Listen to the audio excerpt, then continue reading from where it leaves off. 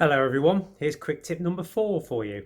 I've just been out on a fantastic lesson with a couple of pupils and got some really nice feedback on this tip, so I thought I'd share it with you. So take a look, see what you think, and feel free to like, comment and subscribe, and I'll see you soon. But remember to like and comment. I mentioned a net to you, didn't I? It's not a girl I know called a net, it's a net. So look ahead. What I do when I'm riding, you see the white car on the horizon just disappearing? Yeah. I throw my net out, it's a big fishing net, and I'm dragging loads of information from far to near.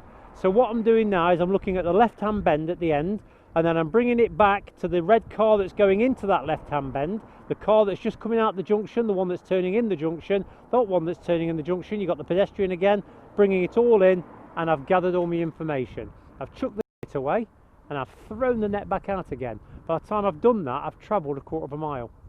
And I'm doing all the same again.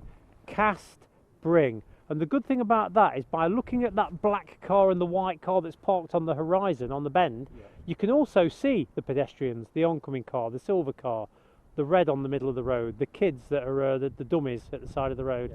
Your peripheral vision allows you, when you look far ahead, to see things closer to. Whereas if you're just looking at that silver car, have a look, you can't see anything else, but cast your eye up to that left-hand bend, you can see the silver car. Does that make sense? Yeah, absolutely, yeah. Lovely.